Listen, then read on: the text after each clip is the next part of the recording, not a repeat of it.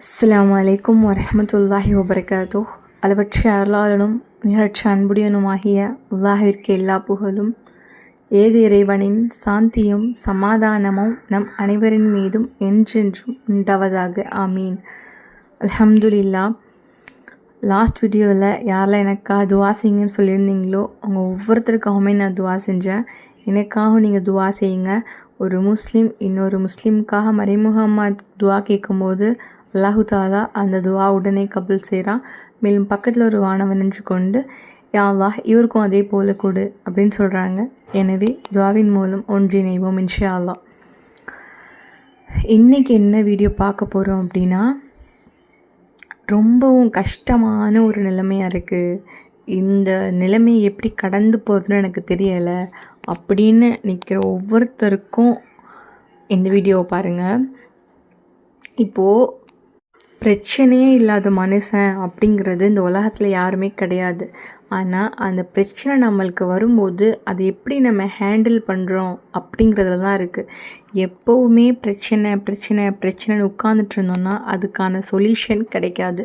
இந்த உலகத்தில் பூட்டு படைக்கும்போது அந்த பூட்டுக்கான சாவியுமே படைக்கப்பட்டுருச்சு.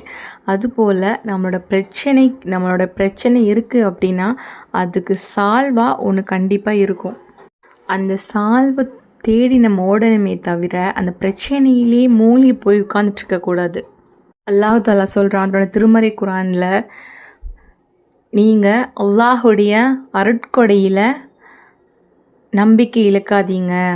அதாவது அல்லாஹுடைய அருளில் நீங்கள் நம்பிக்கை இழக்காதீர்கள் அப்படின்னு அல்லாஹ் தாலா சொல்கிறான். இட் மீன்ஸ் நம்மளுக்கு எந்த பிரச்சனையாக இருந்தாலும் இதையும் அல்லாஹு தாலா மாற்றுவான். ஏன்னா நம்மளுக்கு தெரியாது. நம்மளால் திட்டமிட மட்டும்தான் முடியும். அந்த பிளான் இப்படி பண்ணுவோம் சொல்லி பிளான் பண்ண மட்டும்தான் தெரியுமே தவிர தீர்மானிப்பவன் அப்படின்னு ஒருத்தன் இருக்கான். அந்த தீர்மானிப்பவன் என்ன அந்த அன்னைக்கு நாடி இருக்கான் அப்படின்னு உங்களுக்கோ எனக்கோ நிச்சயமாக தெரியாது. அவனை நம்பி நம்ம தெளிவாக நின்றோம் அப்படின்னா நம்ம கற்பனையே செஞ்சுருக்க முடியாது நம்மளால்.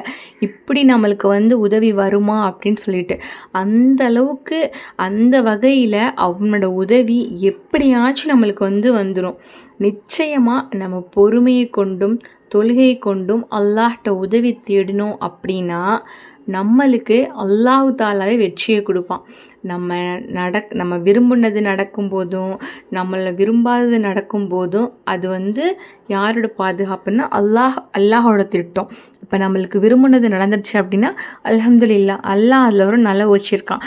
நம்மளுக்கு விரும்பாதது நடந்துட்டா கூட நம்மளுக்கு அப்போ அந்த சுச்சுவேஷனில் ரொம்ப கஷ்டமாக இருக்கும். அல்லாஹ் இப்படி பண்ணிட்டானே, இது நடக்கலையே அப்படின்னு ரொம்ப வருத்தமாக இருக்கும். ஆனால் லேட்டர் கண்டிப்பாக நீங்கள் அல்லாஹுக்கு நன்றி சொல்லுவீங்க அது நடக்காததுக்காக. ஏன்னா கண்டிப்பாக அல்லாஹு தாலா ஏதாச்சும் ஒன்று வச்சுருப்பான். அப்படி இல்லைன்னா அதை விட பெஸ்ட்டாக அல்லாஹு தாலா நம்மளுக்கு கொடுப்பான். அதில் எந்தவித மாற்றமே கிடையாது. ஏன்னா மறைவானவற்றை அறியக்கூடியவன் அவன் மட்டும்தான், நீங்களோ நானோ கிடையாது. அல்லாஹை மட்டுமே முழுமையாக நம்புங்க, அவனை மட்டுமே சார்ந்துருங்க. ஒரு விஷயம் நல்லா கவனித்து பார்த்தா உங்களுக்கே தெரியும். இப்போ ஒரு விஷயம் நம்மளுக்கு தேவைப்படுது அப்படின்னா இது இவர்கிட்ட கேட்போம், இது இவங்கக்கிட்ட கேட்போம், அது அவங்கக்கிட்ட கேட்போம் அப்படின்னு நம்ம நினச்சோம் அப்படின்னாவே அல்லாஹு தாலா அவங்களே நம்மளை எதிர்பார்க்க வச்சுருவான். மாறா நம்ம இது கண்டிப்பாக யார்கிட்டையுமே கேட்கக்கூடாது, நம்ம ரப்பிட்ட மட்டும்தான் கேட்கணும் அப்படின்னு மட்டும் நீங்கள் நம்பி நீங்கள் இருந்து பாருங்களேன். அல்லாஹ் தாலா மட்டுமே நம்மளுக்கு உதவி செய்வான். நம்ம அல்லாஹ்கிட்ட மட்டுமே எதிர்பார்த்தோம்னா அல்லாஹ் நம்மளுக்கு உதவி செய்வான். நம்ம பிறரிடத்துல நம்ம தேவையாகிறது நம்ம விரும்பணும் அப்படின்னா அல்லாஹும் நம்மளை பிறரிடத்துல தேவையாகிற மாதிரி வச்சுருவான். எனவே யார்கிட்டையுமே எதையுமே எதிர்பார்க்காதீங்க. தியான வாழ்க்கைக்கு 5 வேளை தொழுகை, திக்ர், துஆ இது மட்டும் செஞ்சு பாருங்கள். அல்லாஹ் எப்படி நம்மளுக்கு நிம்மதியையும் சந்தோஷமான ஒரு வாழ்க்கையும் தரான் அப்படிங்கிறது.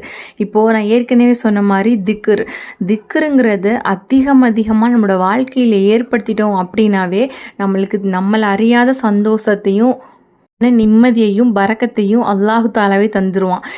அப்பேற்பட்ட தாங்க முடியாத சோதனையிலிருந்து நம்ம பாதுகாப்பு அல்லாஹ் கிட்ட எப்படி தேடணும்னா, இந்த ஒரு துஆவை வல்லமையாக ஓதுங்க. இன்ஷா அல்லாஹ் அல்லாஹு தாலா எல்லா இதையும் விட்டு நம்மளை பாதுகாப்பு தருவான். அது என்ன அப்படின்னா, அல்லாஹும்ம இன்னி அஊது பிக மினல் ஜஹதில் பலாஇ வதரீக ஷகாஇ வசூஇல் கலாஇ வஷமாததி அஅதாஇ. அல்லாஹும்ம இன்னி அஊது பிக மின் ஜஹதில் பலாஇ வதரகி ஷகாஇ வசூஇல் கலாஇ வஷமாதத்தில் அஅதாஇ. அல்லாஹும்ம இன்னி அஊது பிக மின் ஜஹதில் பலாஇ வதரகி ஷகாஇ வசூஇல் கலாஇ வஷமாதத்தி அஅதாஇ. பொருள் என்னன்னா, இறைவா, தாங்க முடியாத சோதனையை விட்டும், அழிவில் வீழ்வதை விட்டும், விதியின் கேடுகளை விட்டும், எதிரிகளால் ஏற்படும் மன உளைச்சலை விட்டும் நான் உன்னிடம் பாதுகாப்பு தேடுகின்றேன். இறைவா, தாங்கவே முடியாத சோதனையை விட்டும், அழிவில் வீழ்வதை விட்டும், விதியின் கேடுகளை விட்டும், எதிரிகளால் ஏற்படும் மன உளைச்சலை விட்டும் நான் உன்னிடம் பாதுகாப்பு தேடுகின்றேன். இறைவா, தாங்க முடியாத சோதனையை விட்டும், அழிவில் வீழ்வதை விட்டும், விதியின் கேடுகளை விட்டும், எதிரிகளால் ஏற்படும் மன உளைச்சலை விட்டும் நான் உன்னிடம் பாதுகாப்பு தேடுகிறேன். இதில் அல்லாஹ்ட்ட நம்ம என்ன கேட்குறோம்? எனக்கு தாங்கவே முடியலை அப்படின்னு சொல்லக்கூடிய சோதனையில் இருந்தும், அழிவில் நான் வீழ்கிறதை விட்டும், என்னோடய விதியில் என்னெல்லாம் கேடு இருக்கோ அதை விட்டும், எதிரிகளால் எனக்கு என்னென்ன ஏற்படுமோ அந்த மன உளைச்சலை விட்டும் நான் உன்னோட பாதுகாவல் தேடுகிறேன் அப்படின்னு அல்லாஹ் கிட்ட கேட்குறோம். அப்போ நம்ம இதை விட்டுமே அல்லாஹ்கிட்ட பாதுகாப்பு கேட்டுட்டோம். மோஸ்ட் ஆஃப் அஸ் நம்மளோட விதியை விட்டே நம்ம பாதுகாப்பு நம்மளோட விதியின் தீங்கை விட்டே நம்ம பாதுகாப்பு கேட்டோம் அல்லாஹ் கிட்ட. அப்போது இதை விட ஒரு சிறந்த துவா நம்மளுக்கு என்ன இருக்குது சொல்லுங்கள் பார்க்கலாம். கண்டிப்பாக இந்த ஒரு துவாவை தினமும் வல்லமையாக ஓதுகிற வழக்கத்தை வச்சுக்கோங்க. ஒரு மனிதரை அல்லாஹு தாலா இதிலிருந்து பாதுகாத்துட்டாவே போதும், அவங்களோட வாழ்க்கை சந்தோஷமாக நிம்மதியாக இருக்கும். இன்ஷா அல்லாஹ் இந்த துவாவை வல்லமையாக ஓதுகிற பழக்கத்தை நம்ம ஏற்படுத்துவோம். ஏன்னா ஒரு மனிதனுக்கு விதி அப்படிங்கிறது அல்லாஹ் தஆலா எப்படி எழுதியிருக்கான் அப்படிங்கிறது தெரியாது. அப்போது அந்த விதியவே மாற்றக்கூடிய அளவுக்கு நம்மளுடைய துஆ இருக்குது.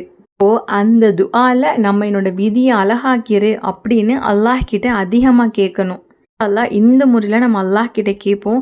அல்லாஹ் நம்ம இதில் அனைத்துலேருந்துமே நம்மளுக்கு பாதுகாப்பு தந்து நம்மளுடைய விதியை அழகாக்கி தரட்டும். இன்ஷா அல்லாஹ் இது யாருக்கெல்லாம் பயனுள்ளது அப்படின்னு நினைக்கிறீங்களோ அவங்க கூட கண்டிப்பாக ஷேர் பண்ணிக்கோங்க. அல்லாஹ் நம் அனைவருக்கும் ஜன்னத்துல் ஃபிர்தௌஸ் அப்படிங்கிற உயர்ந்த சொர்க்கத்தை தருவான். நான் துவா செய்தவளாக விடை பெறுகிறேன். ஆஹி தவானா அல்ஹம்துலில்லாஹி ரப்பில் ஆலமீன். அஸ்ஸலாமு அலைக்கும் வரஹ்மத்துல்லாஹி வபரகாத்துஹு.